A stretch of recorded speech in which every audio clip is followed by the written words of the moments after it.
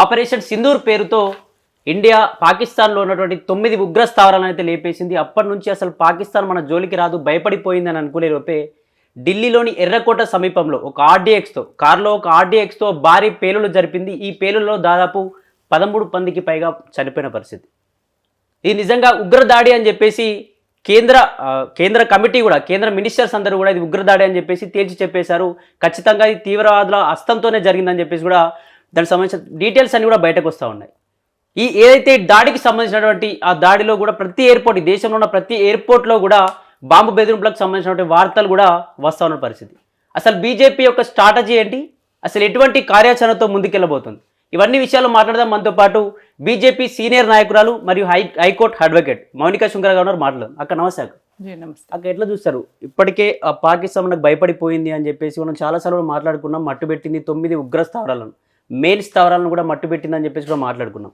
కానీ ఇక్కడ మళ్ళీ దీనికి సంబంధించి ఒక ఆర్డీఎక్స్తో కొందరు డాక్టర్స్, మన ప్రాణాలు కాపాడే డాక్టర్స్తో ఆర్డీఎక్స్తో పెద్ద ఎత్తున ఎర్రకోట సమీపంలోకి వచ్చి కూడా 13 మంది దుర్మరణానికి కూడా వాళ్ళు కారణమయ్యారు. ఎట్లా చూసారు అక్క ఈ దాడిని మొత్తాన్ని?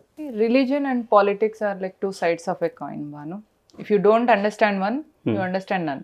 అంటే నీకు మతం అర్థం కావాలి, రాజకీయం అర్థం కావాలి. ఆ రెండు ఒక నాణానికి 2 వైపుల్లా ఉంటాయి. ఇప్పుడు ఉన్మాదం అనేది ఒక మతం నుంచి వచ్చింది. ఆ ఉన్మాదానికి యాడ్ ఆన్ ఏదైతుంది అంటే పాలిటిక్స్ అవుతుంది. అందుకనే ప్రతి దేశానికి ఒక నాగరికత ఉంటుంది, అది ఆ దేశం యొక్క ఆత్మ అయి ఉంటుంది.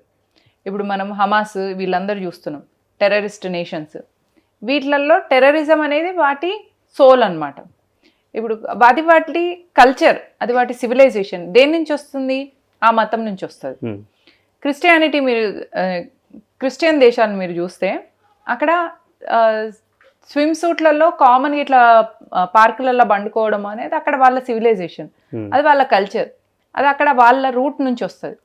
భారతదేశంలో టాలరెన్స్ అనేది ఉంటుంది. ఎవరినైనా కూడా మనము ఓన్ చేసుకుంటాం, అతిథి దేవోభవ అని రాణిస్తున్నాం. అయితే నేను రానిచ్చిన తర్వాత నేను నీ ఇంట్లోనే ఉంటా, వెళ్ళిపోను అంటే అప్పుడు కూడా నేను మళ్ళీ అతిథి దేవోభవ అని అంటే నువ్వే నన్ను తంటావు. నేనేం చేయాలా? నిన్ను ఇంట్లో నుంచి వెళ్ళి ఎల్లగొట్టడమే క్షాత్రధర్మం అన్న విషయాన్ని నేను తెలుసుకోవాలి. ఇది లోపించినప్పుడు ఏ దేశమైనా కూడా ప్రాబ్లంలోకి వెళ్తుంది. ప్రస్తుతం భారతదేశంలో ఉన్న హిందువులకు అదే పరిస్థితి అయింది. ఇది మన మతానికి సంబంధించింది. అట్లే ఇస్లాం అనే ఒక మతం ఏంటిదంటే కత్తి పదునుతోని మత మార్పిడి చేస్తూ వచ్చింది. అట్లనే అది ఎన్నో దేశాలని ఇస్లామిక్ నేషన్స్గా చేసుకుంటూ వచ్చింది. ఫర్ దట్ మ్యాటర్ భారతదేశంలో ఉన్న ముస్లింలందరూ కూడా ఒకప్పుడు హిందువులే. బాబర్ అక్రమ కట్టడం కూడా అక్కడ రామ జన్మభూమిని కూల్చి కట్టడం అనేది జరిగింది. ప్రతి దేశంలో ఇస్లాం వచ్చినప్పుడల్లా ఆ దేశంలో ఉన్న నాగరికత సమూలంగా నాశనం అవుతూ వచ్చి భారతదేశానికి వచ్చేసరికి మాత్రం 800 సంవత్సరాల ఎఫర్ట్తోను కూడా ఇంతవరకు భారతదేశం ఇస్లామిక్ దేశం కాలేదు అని వాళ్ళ డిసప్పాయింట్మెంట్. దీన్ని ఛాలెంజ్గా తీసుకొని భారతదేశం మీద అటాక్స్ చేయడం ఒకటి. రెండోది, తమ ఉనికిని కాపాడుకుంటూ మేమున్నాము, మేము లేమో అని మీరు అనుకుంటున్నారేమో అని ప్రతిసారి వాళ్ళ ఉనికిని చూపిస్తూ ఉండడం కోసం అప్పుడు ఇప్పుడు టెర్రర్ అటాక్స్ చేయడం అనేది జరుగుతుంది.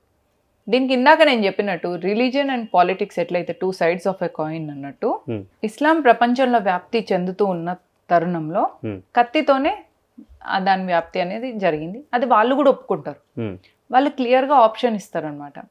నీకు మతమన్న మారిపో, లేదా మాతోని యుద్ధం అన్న చేయి అని చెప్తారు. అంటే యుద్ధం చేసే దమ్ముంటే యుద్ధం చేయాలి, లేదా మతం మారిపోవాలి.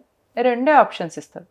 మనం కాశ్మీర్ ఫైల్స్ అప్పుడు కూడా చూసినాం, రలీవ్ గలీవ్ తలీవ్ అని చెప్పి. అంటే మతమన్న మారిపో, లేదా ఇక్కడి నుంచి అన్న వెళ్ళిపో, లేదా చచ్చనపో. అట్లా మనం ఆఫ్ఘనిస్తాన్ నుంచి వెళ్ళి పాకిస్తాన్ వచ్చినాం, పాకిస్తాన్ నుంచి వెళ్ళి ఇప్పుడు హిందుస్థాన్ చేసుకున్నాం. అంటే ఏంటిది? మన భూభాగాన్ని మనం కోల్పోతూ వస్తున్నాం.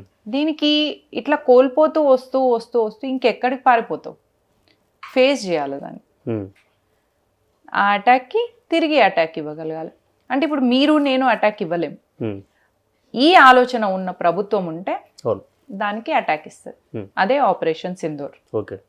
అంతకుముందు ఎప్పుడు భారతదేశం తిరిగి టెర్రర్ అటాక్కి సమాధానం ఇవ్వలేదు.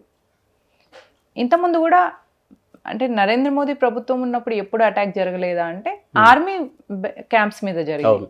ఉరి అటాక్ కానీ పుల్వామా కానీ ఇవన్నీ ఆర్మీ మీద జరిగినప్పుడు ఆర్మీ చూసుకుంది. సివిలియన్ మీద పహల్గామ్లో జరిగింది, దానికి ఆపరేషన్ సింధూర్ చేసింది. అచ్చా, ఆపరేషన్ సింధూర్ చేసి మనం బవల్పూర్లో జైషే మొహమ్మద్, లష్కర్ ఏ తోయిబా లాంటి చిన్న చిన్న టెర్రర్ క్యాంప్స్ని లేపేసినాం. వీళ్ళకి హెడ్ ఇంకోటి ఉంటుంది, అల్ఖైదా, ఐసిస్. వాటి నుంచి వెళ్ళి మళ్ళీ రిటాలియేషన్ స్టార్ట్ అయింది. ఇప్పుడు పాకిస్తాన్ నుంచి ఎవరైనా భారతదేశంకి వచ్చి భారత్లో ఏదైనా టెర్రర్ అటాక్ చేస్తే పాకిస్తాన్ మీద మనం యుద్ధం ప్రకటిస్తామని ఆపరేషన్ సింధూర్ తర్వాత ఇండియన్ ఆర్మీ చెప్పింది. అంటే ఏ చిన్న టెర్రర్ అటాక్ పాకిస్తాన్ నుంచి వచ్చినా అది వార్ కింద కన్సిడర్ చేసి మేము యుద్ధం చేస్తామని చెప్పినాం. ఇప్పుడు పాకిస్తాన్ నుంచి రాలేదు, సప్లై కూడా పాకిస్తాన్ నుంచి లేదు. మన దేశంలోనే హోమ్ గ్రోన్ ఇండిజీనియస్ టెర్రరిస్ట్లను తయారు చేసి, మీరు ఇందాక అన్నట్టు డాక్టర్లు అంటే ప్రాణాలు కాపాడతారు. వైద్యో నారాయణో హరి హిందూ డాక్టర్లకు, ముస్లిం డాక్టర్లకు కాదు, క్రిస్టియన్ డాక్టర్లకు కాదు. మీరు సోయితో ఉండండి, ఏ డాక్టర్ దగ్గరికి వెళ్తున్నాం, మీ రిస్క్. హెల్మెట్ పెట్టుకోవడం అనేది మీ సేఫ్టీ, పెట్టుకోకపోవడం అనేది మీ రిస్క్ టేకింగ్. అట్లనే ఏ డాక్టర్ దగ్గరికి వెళ్తున్నారు అనేది మీ రిస్క్ టేకింగ్.